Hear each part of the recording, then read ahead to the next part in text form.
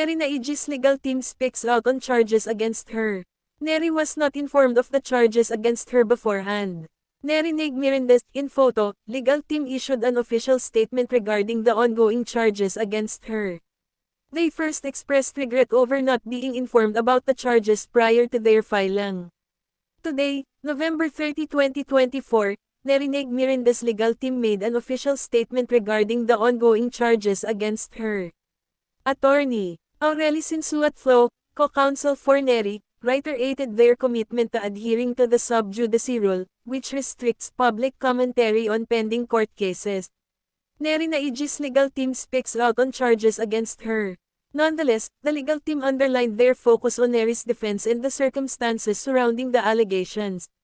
They first expressed regret over not being informed about the charges prior to their filing, stating that this lack of communication prevented them from addressing the issues beforehand and offering Neri's side of the story before the case escalated to the courts. The statement also highlighted that similar complaints filed against Neri in other venues had already been dismissed, further strengthening their confidence in her eventual vindication through proper judicial processes. Lastly, the legal team extended their heartfelt gratitude to the public for the unwavering support that Neri has received from fans, members of the media, and fellow content creators during this challenging time. Their official statement reads in full.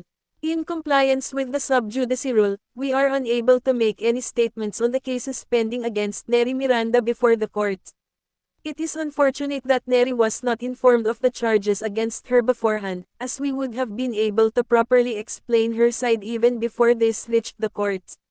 We note, however, that similar complaints filed against her in other venues have already been dismissed. We are confident that Neri will be vindicated of these charges through proper judicial processes. We appreciate the heartfelt support that Neri has received from numerous individuals in the press and on social media. Neri's arrest and legal battle.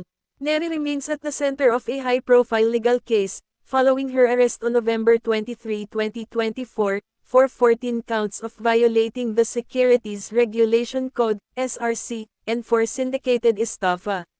Despite being granted bail for the SRC violations, the non-bailable syndicated estafa charge prolongs her detention at the Pasay City Jail female dormitory. The charges are connected to her role as an endorser and franchisee of the beauty clinic Dermacare, which allegedly misled investors with promises of high returns and post-dated checks that later bounced. Neri's connection with Dermacare began in October 2020, when she became an endorser and franchisee of the company. A previous post of Neri Miranda announcing her latest business venture. Photo PERSECOND. At Mrs. Neri Miranda on Instagram, screen grab from Southern Police District. The Securities and Exchange Commission, SEC, had issued an advisory in September 2023, warning that Dermacare was not authorized to accept investments, and Neri's public disassociation from the company followed shortly after. However, the SEC filed charges against her in May 2024, and now she faces the possibility of hefty fines and significant prison time. Neri Naig's syndicated estafa and securities code violations. On November 28, broadcasters Alvin Elcheco and Doris Bigornia interviewed SEC Director Philbert Catalino Flores III on their teleradyo program. Flores explained how Neri's role as an endorser led to her involvement in the case. Ang nakuha naming impormasyon po ay siya po ay naghikayat ng mga investments doon sa Beyond Skincare. Yun po yung kumpanya na iniimbestigahan po.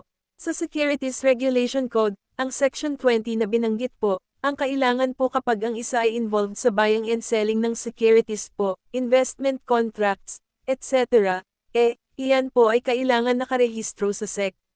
Pero kapag ang sinabi, mag-ano kayo, magandang investment kasi kikita kayo ng ganito, kikita kayo ng 10% or something, pagka ganon na po, involved na kayo sa buying and selling of securities. Kailangan rehistrado na po kayo. Under Article 315 of the Revised Penal Code, RPC, estafa refers to acts of swindling, deceit, or fraud aimed at obtaining money, property, or anything of value from another person. Examples of estafa include issuing checks that bounce or signing contracts with no intention of fulfilling the agreed terms. Those convicted of estafa can face a maximum prison sentence of 20 years. On the other hand, the more severe charge of syndicated estafa carries a penalty of life imprisonment. According to Presidential Decree No. 1689 and court rulings, syndicated estafa involves a group of 5 or more individuals conspiring to defraud investors of their money. As of now, it remains unclear who else, aside from Neri, has been implicated in the syndicated estafa case.